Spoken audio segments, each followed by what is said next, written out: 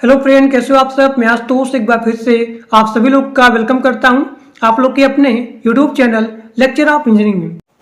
तो आज हम लोग कंप्लीट करने वाले हैं ऑब्जेक्ट ओरिएंटेड प्रोग्रामिंग यूनिट 1 और आपका पूरा यूनिट 1 दो पार्ट में कंप्लीट होगा, पार्ट 1 और फिर पार्ट 2। पार्ट 1 और पार्ट 2 मतलब हर एक पार्ट यहाँ पे 18 मिनट का 15 मिनट का होगा और इससे एक सिंगल क्वेश्चन बाहर नहीं आएगा, मतलब एक सिंगल क्वेश्चन बाहर नहीं आएगा क्योंकि जितने सारे क्वेश्चन है बहुत इंपॉर्टेंट है। तो इससे पहले जो लोग नए हो प्लीज सब्सक्राइब कर लो और जो लोग टेलीग्राम ग्रुप में और व्हाट्सएप ग्रुप में नहीं ज्वाइंट हो तो जा करके ज्वाइंट हो जाओ। उसका लिंक दिया गया डिस्क्रिप्शन बॉक्स में और कमेंट बॉक्स में। अब यहाँ देखिए पहला क्वेश्चन कि यूएमएल क्या होता है, जो कि बहुत इंपॉर्टेंट है और यहाँ पे इसके मॉडल क्या क्या होते हैं, एग्जाम्पल सर बताइए। अब यहाँ देखिए दूसरा क्वेश्चन कि ऑब्जेक्ट मॉडलिंग टेक्निक्स क्या होता है और इसके यहाँ पे कितने सारे यहाँ पे स्टेज होते हैं ये आपको बताना है। तो यूनिट 1 में यहाँ पे केवल 6 क्वेश्चन बहुत इंपॉर्टेंट है। और यहाँ देखिए मॉडलिंग के प्रिंसिपल क्या होते हैं, इसका इंपॉर्टेंस क्या होता है ये बताना है। चौथा क्वेश्चन आपका है पॉलीमॉर्फिज्म क्या होता है। पॉलीमॉर्फिज्म क्या होता है, ये पिछले सेमेस्टर में यह क्वेश्चन आया हुआ था। और यहाँ देखिए इनकैप्सुलेशन क्या होता है, एग्जाम्पल साथ बताइए, ठीक। और यहाँ देखिए ऑब्जेक्ट ओरिएंटेड टेक्नोलॉजी ये क्या होता है, इससे आप यहाँ पे क्या समझते हो, इसका एग्जाम्पल क्या होता है ये आपको बताना है। तो यहाँ पे यूनिट 1 का यहाँ पे केवल 6 क्वेश्चन बहुत इंपॉर्टेंट है। तो चलिए क्लास को स्टार्ट करते हैं बिना किसी देर किए। अब यहाँ देखिए हम स्टार्ट करें क्वेश्चन नंबर 4 से कि पॉलीमॉर्फिज्म क्या होता है, जो कि बहुत इंपॉर्टेंट है आपके सेमेस्टर एग्जाम के लिए। तो पॉलीमॉर्फिज्म दो ग्रीक शब्द से मिलकर के बना होता है, यानी कि दो ग्रीक वर्ड से मिलकर के बना होता है। पहला आपका होता है पॉली, तो इस पॉली का मतलब होता है मेनी, यानी कि बहुत सारा। और इस मॉर्फिज्म का मतलब क्या होता है, फॉर्म होता है, यानी कि इसके यहाँ पे कई सारे रूप होते हैं। अब यहाँ देखिए जो यहाँ पे ऑब्जेक्ट ओरिएंटेड प्रोग्रामिंग लैंग्वेज है, इसका सबसे मोस्ट इंपॉर्टेंट कॉन्सेप्ट होता है पॉलीमॉर्फिज्म। तो मैंने क्या बताया कि पॉलीमॉर्फिज्म यहाँ पे दो शब्द से, यानी कि दो यहाँ पे ग्रीक वर्ड से मिलकर बना होता है। एक हमारा होता है पॉली, जिसका मतलब होता है मेनी, और मॉर्फिज्म का मतलब क्या होता है, टाइप्स। यानी कि यहाँ देखिए इसका रियल लाइफ एग्जाम्पल, जब आप यहाँ पे जाते हैं शॉपिंग करने, इसका आप लिखेंगे रियल लाइफ एग्जाम्पल। तो जब यहाँ पे शॉपिंग में आप जाते हैं तो आपका रिएक्शन होता है एक कस्टमर की तरफ। जब आप यहाँ पे बस में होते हो तो आपका रिएक्शन होता है पैसेंजर की तरह। जब आप स्कूल में होते हो, स्कूल में, then your reaction that will be as student. तो ये क्या हुई कि आप मतलब आप ही हो, लेकिन आपका यहाँ रिएक्शन हर टाइम पे, हर जगह पे आपका रिएक्शन यहाँ पे अलग अलग है। सो this is the polymorphism and this is the real life example of the polymorphism. तो आप लोग यहाँ पे सारा चीज यहाँ पे पढ़ सकते हो कि पॉलीमॉर्फिज्म क्या होता है, ऑब्जेक्ट ओरिएंटेड प्रोग्रामिंग लैंग्वेज का सबसे मोस्ट इंपॉर्टेंट कॉन्सेप्ट होता है, ठीक। देखिए यहाँ सारा चीज दिया गया है, इसका रियल लाइफ एग्जाम्पल मैंने पूरा आपको बता दिया। अब आगे देखिए, अब यहाँ देखिए पॉलीमॉर्फिज्म मैंने क्या बताया कि मोर देन वन फंक्शन, यानी यहाँ पे चाहे एक फंक्शन हो या फिर एक से ज़्यादा फंक्शन हो सेम नेम की। यानी कि जो यहाँ फंक्शन दिया गया है, इस फंक्शन मान लीजिए यहाँ पे सेम है, लेकिन इसका जो वर्किंग है वो यहाँ पे क्या होगी, डिफरेंट होगी, अलग अलग होगी। तो उसे बोला जाता है पॉलीमॉर्फिज्म। जैसे कि इसका एग्जाम्पल हो गया some function. So this is the polymorphism, मतलब कि यहाँ जो फंक्शन है एक ही है, यहाँ पे सेम नेम का, लेकिन उसका वर्किंग अलग अलग है। अब यहाँ देखिए जो यहाँ पे है पॉलीमॉर्फिज्म, यहाँ पे होता है दो टाइप का। पहला आपका होता है स्टैटिक, ठीक। ये यहाँ पे दो टाइप होता है। पहला ये होता है स्टैटिक, जिसे बोला जाता है कंपाइल टाइम, ठीक। और दूसरा आपका होता है डायनेमिक, जिसे बोला जाता है रन टाइम। तो स्टैटिक में क्या होता है, देखिए जो यहाँ दिया गया पॉलीमॉर्फिज्म, यहाँ पे दो टाइप का होता है। पहला आपका होता है स्टैटिक पॉलीमॉर्फिज्म और दूसरा आपका होता है डायनेमिक पॉलीमॉर्फिज्म। तो जो यहाँ पे स्टैटिक होता है पॉलीमॉर्फिज्म, इसमें जो मेमोरी का एलोकेशन होता है यहाँ पे होता है कंपाइल टाइम में, इसीलिए इसको बोला जाता है, यानी कि स्टैटिक पॉलीमॉर्फिज्म को बोला जाता है कंपाइल टाइम पॉलीमॉर्फिज्म। और जो यहाँ दिया कि डायनेमिक पॉलीमॉर्फिज्म, इसमें memory allocation that will be on the run time, इसीलिए डायनेमिक को बोला जाता है रन टाइम पॉलीमॉर्फिज्म। अब यहाँ देखिए कंपाइल टाइम पॉलीमॉर्फिज्म का दो एग्जाम्पल है। पहला आपका है फंक्शन ओवरलोडिंग और दूसरा आपका है ऑपरेटर ओवरलोडिंग। ये दोनों हमारे हैं कंपाइल टाइम पॉलीमॉर्फिज्म की एग्जाम्पल। और यहाँ देखिए रन टाइम पॉलीमॉर्फिज्म का इसका है वर्चुअल फंक्शन। अब आगे देखिए, अब यहाँ देखिए पहला आपका है फंक्शन ओवरलोडिंग या फिर मेथड ओवरलोडिंग। जिसे बोला जाता है स्टैटिक या फिर कंपाइल टाइम पॉलीमॉर्फिज्म। तो सी प्लस प्लस प्रोग्राम में जब आप यहाँ पे कंपाइल टाइम पॉलीमॉर्फिज्म को एग्जीक्यूट करते हो तो इसके लिए यहाँ होता है दो मेथड। पहला आपका होता है यहाँ पे मेथड या फिर फंक्शन ओवरलोडिंग, और दूसरा आपका होता है मेथड या फिर फंक्शन ओवरराइडिंग, यानी कि फंक्शन मेथड ओवरलोडिंग या फिर फंक्शन ओवरराइडिंग मेथड। अब यहाँ देखिए कि फंक्शन ओवरलोडिंग क्या होता है और फिर फंक्शन ओवरराइडिंग क्या होता है। अब यहाँ देखिए फंक्शन ओवरलोडिंग क्या होता है। तो फंक्शन ओवरलोडिंग में फंक्शन का जो यहाँ पे नेम होता है वो तो यहाँ पे सेम होता है, लेकिन यहाँ जो पैरामीटर होता है वो यहाँ पे अलग अलग होता है। लेकिन अगर आप देखेंगे फंक्शन ओवरराइडिंग में यहाँ पे फंक्शन का सेम नेम भी होता है और इसके साथ इसका पैरामीटर भी सेम होता है। तो फंक्शन ओवरलोडिंग यहाँ पे इनहेरिटेंस कॉन्सेप्ट इसमें मतलब ये फॉलो नहीं करता है। Function overloading inheritance concept follow नहीं करता है, क्योंकि फंक्शन ओवरलोडिंग में यहाँ पे क्लास होता है, यहाँ पे सेम होता है, इसलिए फंक्शन ओवरलोडिंग इनहेरिटेंस कॉन्सेप्ट को फॉलो नहीं करता है। अब यहाँ देखिए इसका एग्जांपल, यहाँ आप देखेंगे कि इसका सेम यहाँ जो फंक्शन है वो यहाँ पे सेम है, यहाँ पे सम जो फंक्शन है यहाँ पे सेम है, लेकिन इसका जो पैरामीटर है इंटीजर यहाँ दिया गया a और यहाँ पे इंटीजर b दिया गया है, लेकिन यहाँ देखेंगे कि यहाँ पे इंटीजर मतलब यहाँ जो पैरामीटर है वो यहाँ पे अलग अलग हो गया। ठीक, अब यहाँ देखिए यहाँ पे आप जाएंगे आईएनटी फंक्शन में, आईएनटी मेन फंक्शन में, तो इसमें क्या हुआ, आपने यहाँ पे एडिशन ऑब्जेक्ट यहाँ पे ऐड किया, ऑब्जेक्ट सम किया, ये यहाँ पे देखिए a मतलब यहाँ पे 10 और यहाँ 20 है। तो आपने जब इसको यहाँ पे ऐड किया तो यहाँ पे आपका जो आउटपुट हो गया 10, 20 और 10, 30, यानी कि आपका यहाँ पे आउटपुट हो गया 30। ठीक, और यहाँ देखिए जब आपने यहाँ पे सम किया COUT, फिर यहाँ पे एंड किया आपने ऑब्जेक्ट सम, फिर यहाँ देखिए इसके लिए जो आपका यहाँ पे पैरामीटर यहाँ पे 3 यहाँ पे है, इंटीजर A B फिर C, 10, 20, 30, आपने यहाँ पे ऐड किया 30, 50, 10, 60, तो आपका यहाँ पे आउटपुट हो गया 60। सो this is the function overloading. अब आगे देखिए, अब यहाँ देखिए फंक्शन ओवरराइडिंग जिसे बोला जाता है मेथड ओवरराइडिंग। इसमें क्या होता है, यहाँ पे सेम नेम भी होता है, यानी कि दो या फिर दो से ज़्यादा फंक्शन के लिए यहाँ जो नेम होता है वो भी यहाँ पे सेम ही होता है और यहाँ पैरामीटर भी यहाँ पे सेम होता है। और यहाँ देखिए इसमें यूज किया जाता है फंक्शन ओवरराइडिंग में इनहेरिटेंस कॉन्सेप्ट, क्योंकि यहाँ पे क्लास यहाँ पे अलग अलग यूज होता है, लेकिन हमने पढ़ा था यहाँ पे फंक्शन ओवरलोडिंग में जिसमें क्लास यहाँ पे सेम था, यानी इसमें जो है इनहेरिटेंस कॉन्सेप्ट नहीं था, because here will be use same class, but function overriding में यहाँ पे सेम क्लास यूज नहीं होते हैं, इसीलिए फंक्शन ओवरराइडिंग में इनहेरिटेंस कॉन्सेप्ट यूज किया जाता है। ठीक, तो फंक्शन ओवरराइडिंग में यहाँ पे दो यहाँ पे क्लास यूज किए जाते हैं। पहला आपका होता है डेराइव्ड क्लास और दूसरा आपका होता है बेस क्लास। तो यहाँ पे अलग अलग क्लास यूज किए जाते हैं, इसीलिए यहाँ पे इनहेरिटेंस कॉन्सेप्ट यूज किया जाता है। अब आगे देखिए, अब यहाँ देखिए एग्जाम्पल आदि फंक्शन ओवरराइडिंग। तो फंक्शन ओवरराइडिंग में यहाँ पे दो क्लास यूज होते हैं, पहला आपका होता है बेस क्लास और दूसरा आपका होता है डेराइव्ड क्लास। तो इसका एग्जाम्पल देख लीजिए, मैंने यहाँ पे यूज किया बेस क्लास, क्लास बेस, फिर यहाँ पब्लिक हो गया, VID यहाँ पे शो हो गया, फिर यहाँ देखिए COUT यहाँ पे बेस क्लास, फिर यहाँ पे डेराइव्ड क्लास। फिर मैं यहाँ पे गया मेन फंक्शन में, यहाँ देखिए मेन फंक्शन में फिर मैंने यहाँ शो किया किसको, B शो फंक्शन, फिर यहाँ पे D शो फंक्शन। तो इसका अगर आप आउटपुट निकालेंगे, आउटपुट तो मैंने यहाँ शो क्या किया, सबसे पहले B यानी कि यहाँ पे बेस क्लास, फिर यहाँ पे D। तो सबसे पहले आपका यहाँ पे आउटपुट क्या होगा, यहाँ पे बेस क्लास होगा और उसके बाद आपका होगा यहाँ पे आउटपुट डेराइव्ड क्लास, मतलब यहाँ पे ये चीज़ सबसे पहले यहाँ पे होगा बेस क्लास और उसके बाद यहाँ पे होगा derived class. So this is the output of the function overriding example. अब आगे देखिए, अब यहाँ देखिए हम लोग पॉलीमॉर्फिज्म पढ़ रहे हैं, इसमें मैंने पढ़ा कंपाइल टाइम में कि फंक्शन ओवरलोडिंग क्या होता है और फिर मैंने पढ़ा यहाँ पे फंक्शन ओवरराइडिंग क्या होता है। तो अब हम लोग पढ़ने जा रहे हैं ऑपरेटर ओवरलोडिंग क्या होता है, उसके बाद पढ़ेंगे वर्चुअल फंक्शन क्या होता है। तो देखिए, अब यहाँ देखिए ऑपरेटर ओवरलोडिंग क्या होता है। तो सबसे पहले आप लिखेंगे कि ऑपरेटर ओवरलोडिंग को बोला जाता है स्टैटिक या फिर compile time polymorphism.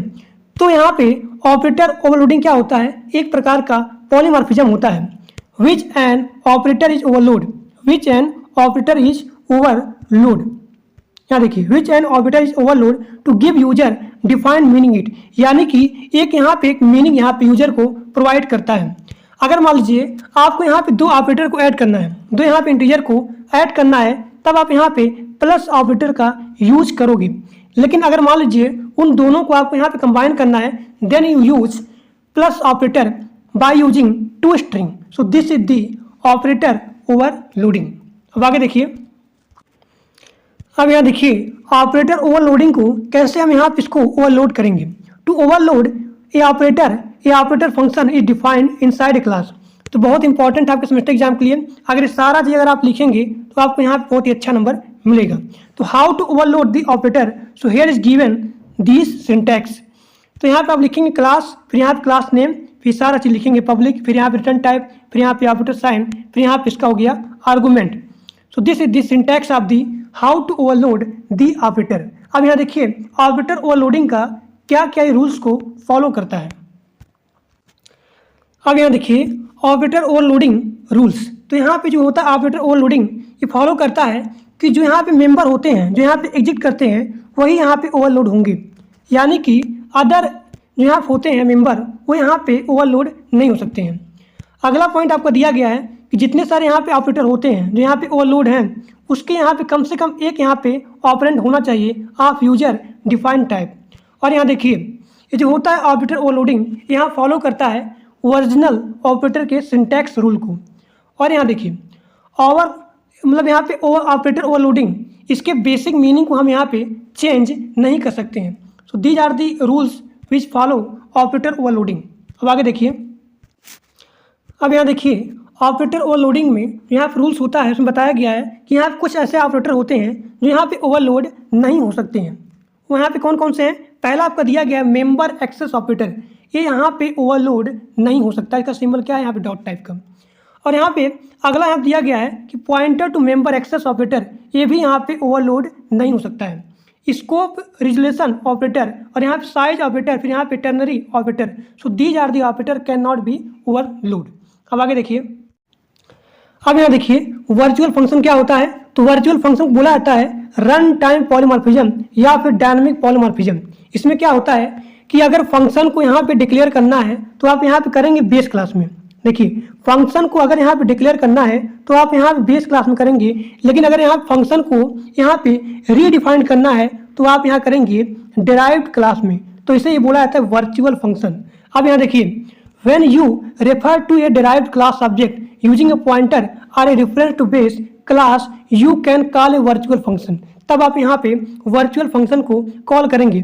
For that object and execute the derived class function। So these are the statement of the virtual, एक सेकेंड, वर्चुअल फंक्शन। इसका एग्जाम्पल देखेंगे तो इसके कहने का मतलब आपको यहाँ पे समझ में आ जाएगा। अब यहाँ देखिए वर्चुअल फंक्शन का एग्जाम्पल क्या है। अब यहाँ देखिए वर्चुअल फंक्शन का एग्जाम्पल, तो मैंने यहाँ पे लिखा क्लास से, ये आपका बेस क्लास है, ठीक। तो पब्लिक वर्चुअल VID डिस्प्ले मैंने यहाँ किया, फिर मैंने यहाँ किया CO मतलब यहाँ पे सी आउट, फिर यहाँ देखिए content of the base class, ये मैंने यहाँ पे लिखा। अब यहाँ देखिए ये चीज़ मतलब यहाँ पे ड्राइव्ड क्लास, मैंने बताया था आपको कि अगर आपको फंक्शन को डिक्लेयर करना है तो आप यहाँ पे यूज करेंगे बेस क्लास का, लेकिन अगर आपको यहाँ पे रीडिफाइन करना है फंक्शन को तब आप यहाँ पे यूज करेंगे डिराइव्ड क्लास का, ठीक। तो देखिए अभी आपको सारा चीज़ यहाँ पे समझ में आ जाएगा। फिर यहाँ देखिए, फिर मैंने यहाँ पे लिखा क्लास B पब्लिक के, फिर यहाँ पब्लिक VID डिस्प्ले, फिर यहाँ देखिए content of the derived class, वो वहाँ पे था। यहाँ देखिए यहाँ क्या था पहले वाले में, content of the basic class. फिर यहाँ देखिए, फिर मैंने यहाँ पे लिखा content of the derived class. फिर मैं यहाँ पे गया मेन फंक्शन में, फिर यहाँ देखिए मैंने सारा चीज़ लिखा। फिर मैंने यहाँ पे B को यहाँ पे स्टोर कर दिया, यानी जो आपका क्लास B है इसको मैंने यहाँ पे स्टोर कर दिया किसमें? डिराइव्ड क्लास में। तो अगर आप इसका यहाँ पे आउटपुट निकालेंगे तो सबसे पहले आपका यहाँ पे हो जाएगा output content of the derived class.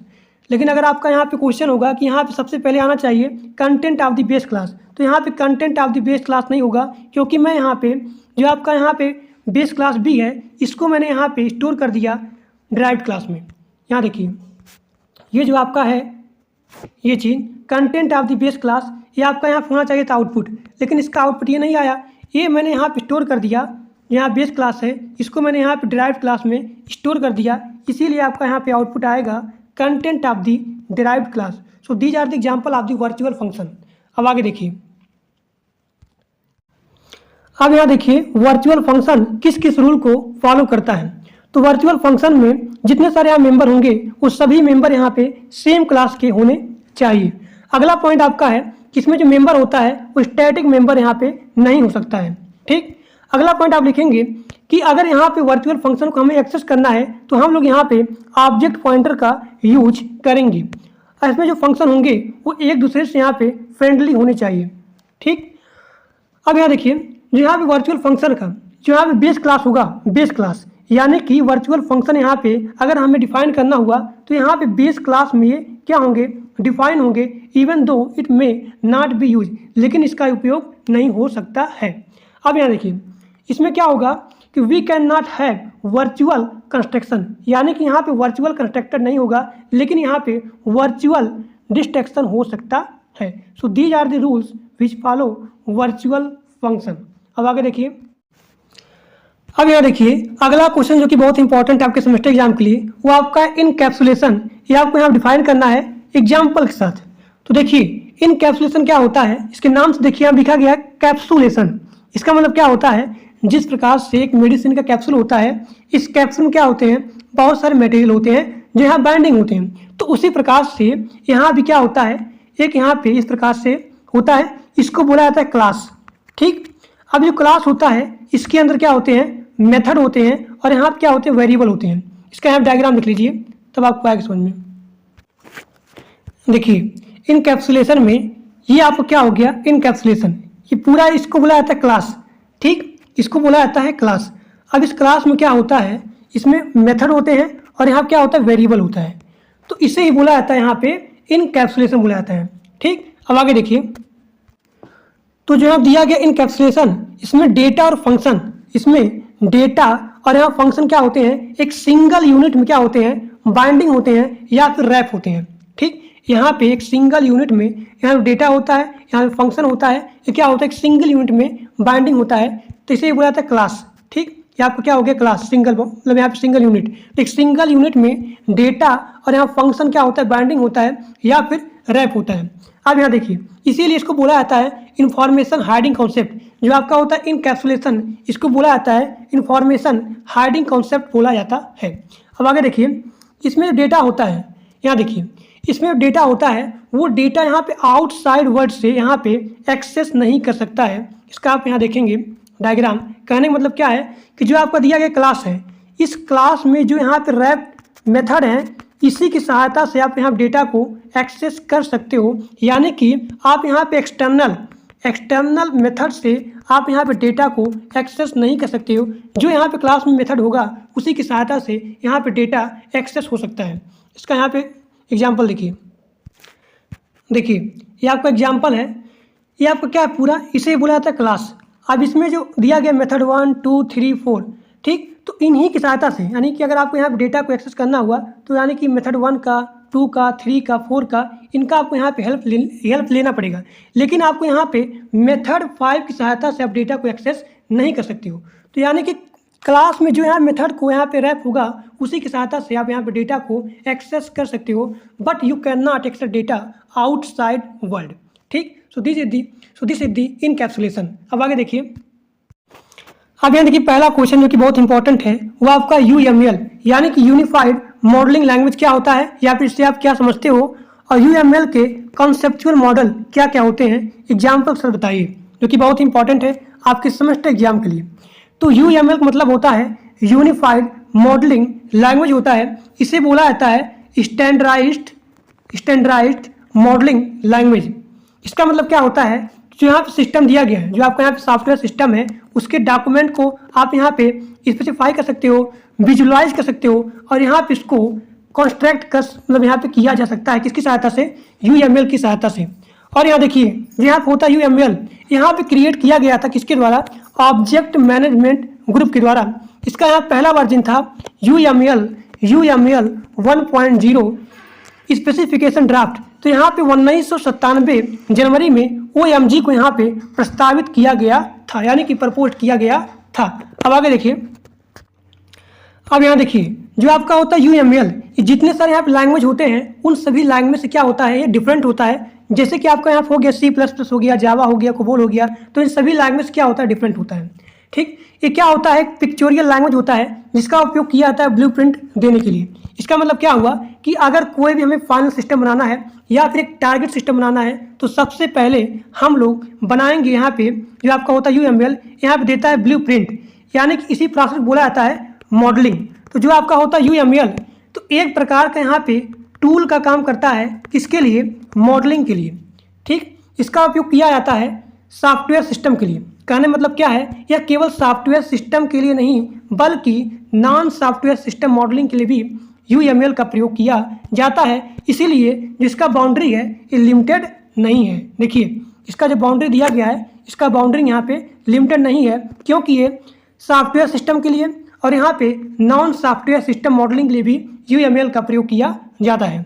अब आगे देखिए, अब यहाँ देखिए गोल ऑफ द UML। तो सबसे पहला आप लिखेंगे, देखिए इसका जो गोल होता है तो बहुत ज़्यादा है इसका गोल, लेकिन आप लिखेंगे सबसे पहला पॉइंट जो यहाँ पे UML होता है ये मॉडलिंग करने के लिए एक यहाँ पे टूल होता है। यानी कि सबसे पहले आप यहाँ लिखेंगे कि किसी भी सिस्टम बनाने के लिए ये क्या करता है, यहाँ पे एक ब्लूप्रिंट देता है, ब्लूप्रिंट देता है ताकि इसको आप यहाँ से आसानी से विजुलाइज यहाँ पे कर सको, स्पेसिफाई कर सको और यहाँ पे उसको यहाँ पे इजीली तरीके से उसको पूरा यहाँ पे आइडेंटिफाई कर सको ताकि यहाँ कोई भी दिक्कत, कोई प्रॉब्लम ना आए।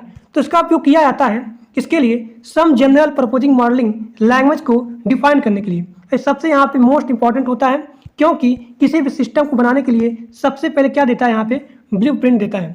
तो क्या करता है, ये सबसे यहाँ पे सिंपल मॉडल का मतलब यहाँ पे मॉडल बनाता है जिसको आप यहाँ पे आसान तरीके से समझ भी सकते हो और इसका यहाँ पे यूज कर सकते हो। यह केवल डेवलपर के लिए नहीं बनाया जाता है, जबकि इसका उपयोग सभी लोग कर सकते हैं, जैसे कि यहाँ पे बिजनेस यूजर हो गए, यहाँ पे कॉमन पीपल हो गए, यानी कि कोई भी इसका यूज करके यहाँ पे सिस्टम को बना सकता है या फिर यहाँ पे समझ सकता है।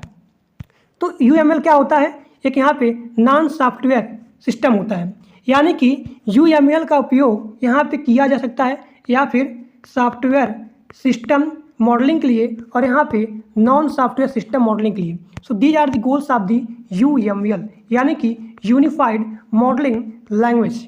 अब आगे देखिए, अब यहाँ देखिए अगर आप इसके गोल में लिखना चाहते हैं UML का तो आप लिखेंगे जो यहाँ पे UML होता है ये डिजाइन करता है किसको, ब्रॉड रेंज एप्लीकेशन को, और यहाँ पे UML यहाँ पे प्रोवाइड करता है स्टैंडर्ड नोटेशन जिसका उपयोग किया जाता है ऑब्जेक्ट ओरिएंटेड मेथड के द्वारा। ठीक, अब यहाँ देखिए conceptual model of the UML जो कि बहुत इंपॉर्टेंट है आपके सेमेस्टर एग्जाम के लिए। तो कॉन्सेप्चुअल मॉडल ऑफ UML इसमें होते हैं 3 एलिमेंट होते हैं। पहला आपका होता है बिल्डिंग ब्लॉक्स, दूसरा आपका होता है रूल्स और तीसरा आपका होता है कॉमन मैकेनिज्म।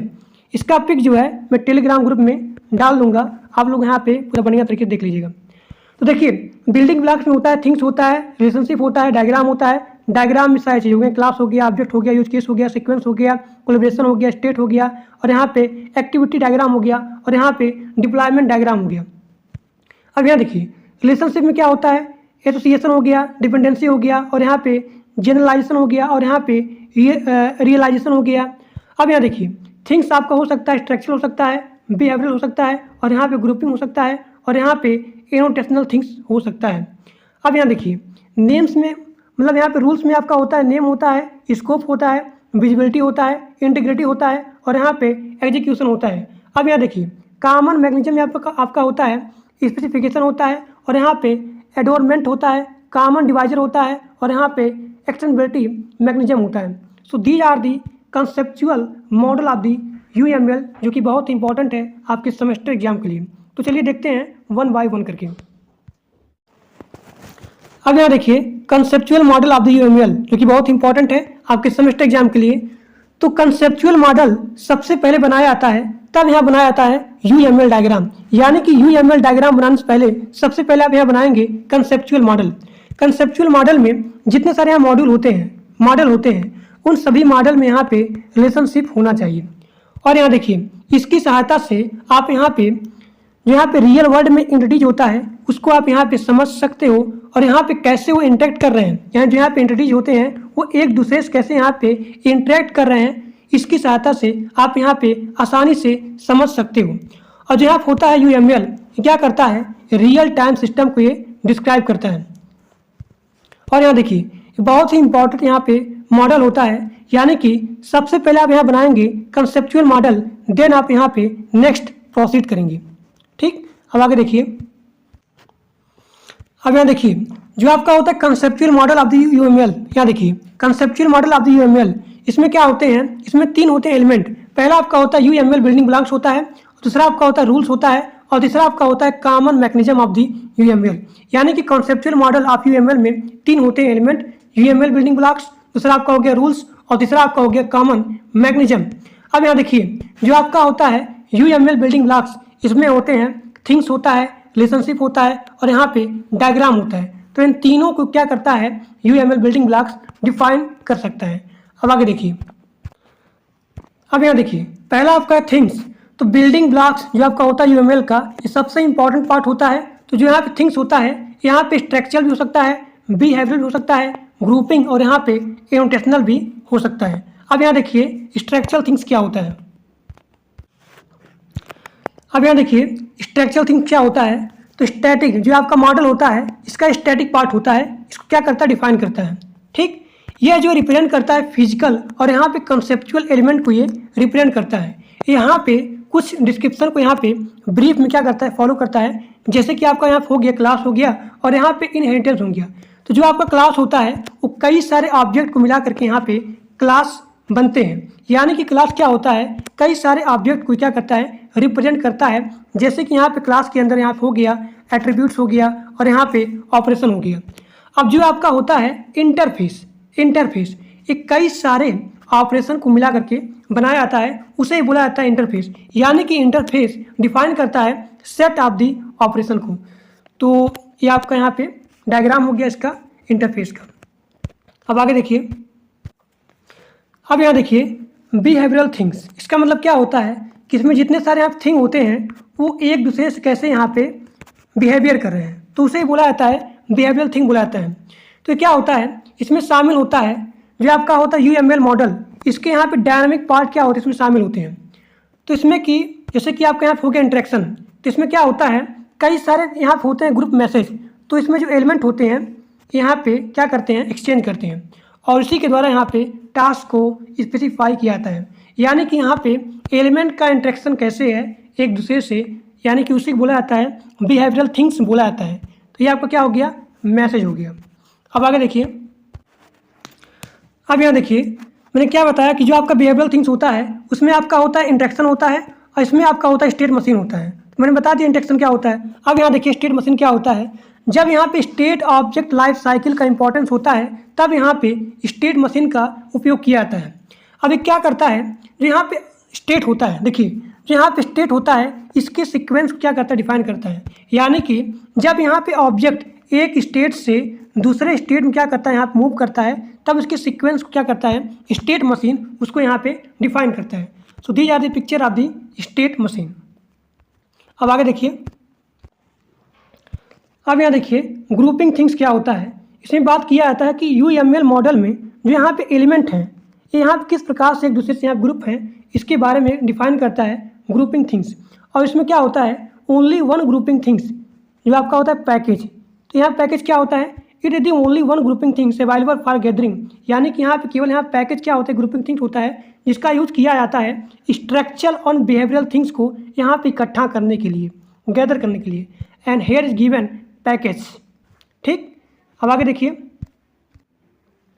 अब यहाँ देखिए एनोटेशनल थिंग, ये क्या होता है, इसका उपयोग किया जाता है कैप्चर रिमार्क को डिफाइन करने के लिए। यानी कि जो यहाँ पे कमेंट होते हैं किसके, UML मॉडल एलिमेंट के जो यहाँ पे कमेंट होते हैं, जो यहाँ पे डिस्क्रिप्शन होते हैं, जो यहाँ पे क्या होता है, डिस्क्रिप्शन होता है, कमेंट होता है, तो इसको क्या करता है, डिफाइन करता है। किसको, उसके कैप्चर रिमार्क को।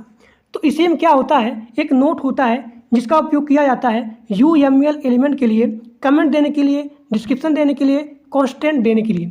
तो इसे बोला जाता है नोट, जिसका उपयोग किया जाता है किसके लिए, कमेंट देने के लिए। देखिए कमेंट देने के लिए, कॉन्स्टेंट देने के लिए, किसका, UML एलिमेंट का।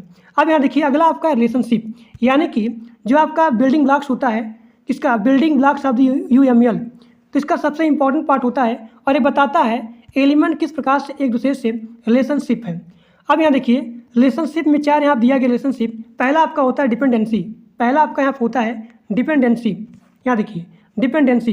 दूसरा आपका यहाँ होता है एसोसिएशन, और तीसरा आपका होता है यहाँ पे जनरलाइजेशन होता है, और चौथा आपका होता है realization. So these are the relationship, यानी कि यहाँ पे 4 होते हैं रिलेशनशिप होते हैं, यहाँ पे दिए गए हैं, आप यहाँ पे देख सकते हो। ठीक, अब आगे देखिए। अब यहाँ देखिए UML के कॉन्सेप्चुअल मॉडल में यहाँ होते हैं 3 एलिमेंट। पहला आपका होता है UML बिल्डिंग ब्लॉक्स होता है, दूसरा आपका होता है रूल्स, और तीसरा आपका होता है कॉमन मैकेनिज्म। तो मैंने सारा चीज़ यहाँ पे पढ़ लिया। अब मैं यहाँ देखने जा रहा हूँ रूल्स क्या क्या होते हैं। तो जो यहाँ पे रूल्स होता है, यहाँ पे कई सारे होते हैं रूल्स, एंड दैट स्पेसिफाई, यानी कि यहाँ पे स्पेसिफाई करता है कि यहाँ पे क्या होना चाहिए, क्या नहीं होना चाहिए। ये सारा चीज़ यहाँ पे क्या करता है, स्पेसिफाई करता है। तो UML में क्या होते हैं, कई सारे यहाँ होते हैं सिमेंटिक रूल्स होते हैं। जैसे कि आपका यहाँ हो गया पहला नेम्स हो गया। तो नेम का प्रयोग किया जाता है कि जो यहाँ पे रिलेशनशिप होता है, डायग्राम होता है, थिंग होता है, एलिमेंट होता है, उसको यहाँ पे नेम दिया जाता है ताकि आप उसको यहाँ पे आसान तरीके से कॉल कर सको जिसको आप यहाँ पे चाहो। स्कोप मतलब क्या होता है कि जो आपने यहाँ पे नाम दिया है, आप स्कोप की सहायता से उसको यहाँ पे स्पेसिफाई कर सकते हो। और यहाँ देखिए विजिबिलिटी मतलब क्या होता है, विजिबिलिटी मतलब होता है how those names can be seen or used by other, यानी कि दूसरे के द्वारा उसका सीन हुआ है, उसका यहाँ पे यूज हुआ है, वो मतलब देखने का काम क्या होता है, किसका होता है, विजिबिलिटी का होता है। और यहाँ देखिए इंटीग्रेटिंग मतलब क्या होता है, how things properly and constantly relate one other, यानी कि एक दूसरे से कैसे यहाँ पे रिलेट हैं वो बताता है इंटीग्रेटिव। एग्जीक्यूशन मतलब क्या होता है, इसका मतलब यहाँ पे what it mean to run or simulate dynamic model, यानी कि एक दूसरे से कैसे यहाँ पे रन हो रहे हैं या फिर सिमुलेट हैं, उसे बोला जाता है एग्जीक्यूशन, यानी कि यहाँ कैसे यहाँ पे एग्जीक्यूट हो रहा है इसके बारे में बताता है एग्जीक्यूशन। तो ये यहाँ पे सिमेंटिक रूल्स हैं UML में। अब आगे देखिए, अब यहाँ देखिए तीसरा आपका एलिमेंट है कॉमन मैकेनिज्म। तो कॉमन मैकेनिज्म क्या होते हैं, यहाँ पे 4 होते हैं कॉमन मैकेनिज्म, जिसकी सहायता से आप यहाँ पे एलिमेंट को यहाँ पे सिंपल बनाते हो, बहुत ही आसान बनाते हो। तो यहाँ देखिए कॉमन मैकेनिज्म में यहाँ होते हैं 4 मैकेनिज्म। ठीक, पहला आपका होता है स्पेसिफिकेशन, यानी कि आप यहाँ पे उसको यहाँ पे स्पेसिफाई कर सकते हो। दूसरा आपका यहाँ पे है एडोनमेंट होता है, और तीसरा आपका होता है कॉमन डिवीजन होता है, और चौथा आपका यहाँ होता है एक्सटेंडेबिलिटी मैकेनिज्म। तो ये आपका यूनिट 1 ये आपका पार्ट 1 लेक्चर है, पार्ट 1 लेक्चर। तो यूनिट 1 यहाँ पे 2 पार्ट में कंप्लीट होगा। तो आज के लिए बस इतना ही, और ये आपका है पार्ट नंबर 1 लेक्चर। कल आपका पूरा यहाँ पे यूनिट 1 कंप्लीट हो जाएगा इन सेकंड पार्ट। तो आज के लिए बस इतना ही। Thank for watching my video. अगर वीडियो अच्छा लगा, क्लास अच्छा लगा तो maximum share with your friend. इससे बाहर एक सिंगल क्वेश्चन नहीं आएगा क्योंकि सारे क्वेश्चन बहुत इंपॉर्टेंट है। तो आज के लिए बस इतना है।